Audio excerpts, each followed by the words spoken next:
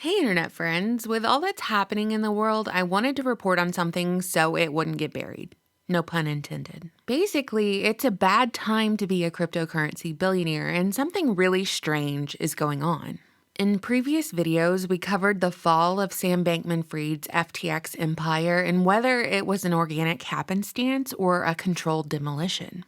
And we also covered the rise of central bank digital currencies, or CBDCs. But today I'm talking about the handful of crypto billionaires who have passed in the last few years, 3 of them just this month, the coverage of which has been overshadowed by the FTX story. And I want to know, are we witnessing an organic, genuine string of fatal accidents? Just a coincidence, or is it something more? And if it's something more, what does it mean? Why should anyone care? How will you be affected? We're going to move backwards on this timeline, starting at the most recent incident.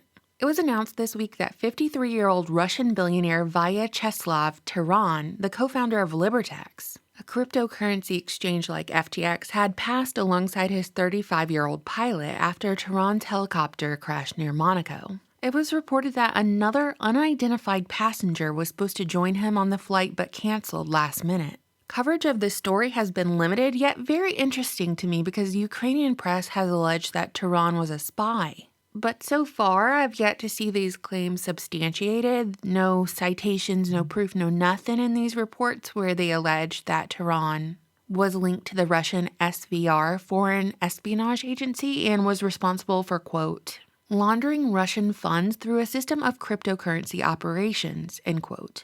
But I mean, hey, it could be true. Taran's net worth was around $20 billion. What happens to all the crypto funds in his wallet? Who has the key? Can the funds be traced post-mortem? This is a blanket question I have for all the crypto billionaires who have recently passed. On Wednesday, November 23, 2022, 30-year-old TianTian Kullander, otherwise known as TT, co-founder of the Hong Kong-based digital asset company, the Amber Group, passed suddenly in his sleep. TT had a net worth of around $3 billion, and he previously worked at Morgan Stanley and Goldman Sachs before founding Amber Group. TT reportedly launched Amber Group along with a group of pals from Goldman Sachs and Morgan Stanley. I have to wonder, what 30-year-old just dies suddenly in their sleep? On October 28, 2022, cryptocurrency millionaire 29-year-old Nikolai Mushegian drowned on a Puerto Rican beach just hours after tweeting that Mossad and the CIA were trying to murder him. Nikolai was co-founder of cryptocurrency lending platform MakerDAO and the decentralized DAI stablecoin. Nikolai's last tweet was published just a few hours before his drowning, where he was found fully clothed with his wallet on him. And his tweet suggested that the CIA and Mossad were going to blackmail him, and he hinted that the CIA was going to make it seem like his passing was by his own hand. The tweet reads, quote, CIA and Mossad and Pedo Elite are running some kind of sex trafficking entrapment blackmail ring out of Puerto Rico and the Caribbean islands. They're going to frame me with a laptop planted by my ex-girlfriend who was a spy. They will torture me to death, end quote. Since Nikolai's passing, news articles have published an anonymous source who claimed that the crypto developer was a loner and he lived alone with his dog. And the source also stated that after Nikolai and his girlfriend broke up, he was convinced she was a spy. These 3 incidents in the last month were the ones I wanted to focus on, but they aren't the only incidents and they aren't the only fatal accidents. Billionaire banking heir to Carnegie Mellon and Drexel families of the Bank of New York Mellon and Drexel Burnham Lambert, 54-year-old Matthew Mellon passed while attending a rehab center in Mexico back in 2018. Which is notable because even though Mellon was old banking money, obviously, he made his personal fortune in cryptocurrency. The vast majority of his assets were locked up in a cryptocurrency known as XRP, which is managed by the company Ripple. And if you follow cryptocurrency news, you know that Ripple is currently tied up in a lawsuit with crooked Gary Gensler's SEC. If you remember, Gary Gensler is barely 1 degree separated from Sam Bankman-Fried. Like Mellon, 30-year-old Gerald Cotten passed in 2018 without sharing the keys to his crypto wallets worth hundreds of millions of dollars. His death prompted the Netflix documentary Trust No One. Cotten was the founder of the bankrupt cryptocurrency firm Quadriga CX, and he passed while on his honeymoon in India with his wife. having signed a will just 9 days before, fueling rumors that Cotten may still be alive and living off the embezzled funds.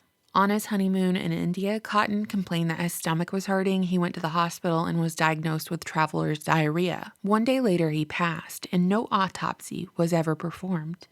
Of course, the Taran, TT, and Nikolai incidents all occurred in the same month as the FTX collapse, in which a crypto exchange, which was ran out of the Bahamas, took customers' money and invested it in unknown assets. Then an incredibly damning write-up about the company was published, only for FTX's main competitor, the CEO of Binance, he decided to liquidate hundreds of millions of dollars worth of FTX's utility token, and that signaled to other crypto investors to do the same. But when FTX's customers went to pull their money out of the exchange, there was no money, robbing them of billions of dollars, which made legislators call for further regulation of cryptocurrency.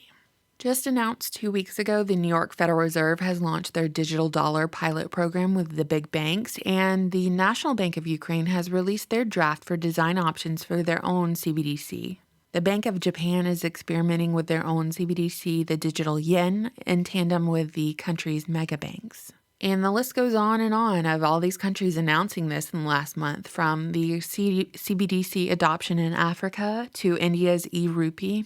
But the common denominator is that it's the Federal Reserve Central Bank's digital currency, unlike what we have right now, the current privatized industry. The central banks, the Federal Reserve, will have full control of the digital dollar, able to trace every transaction. But what happens when you make the banks mad, like what we're seeing now with the banks refusing to do business with who they disagree with politically? Unlike cash or silver or gold, I can't go bury my hoard in the backyard for a rainy day. With a click of a button, my entire life savings can be deleted if my social credit score isn't high enough, the funds withheld from me and my family. Or my social credit score can be influenced by how I spend those funds that I have, because every transaction is traced and analyzed for the fullest expression of control. So that's why I'm hyperfixated on this subject. That's why I keep harping on this, because the average person will feel the ramifications of what's happening, of what's playing out on the world stage, and people still won't get it.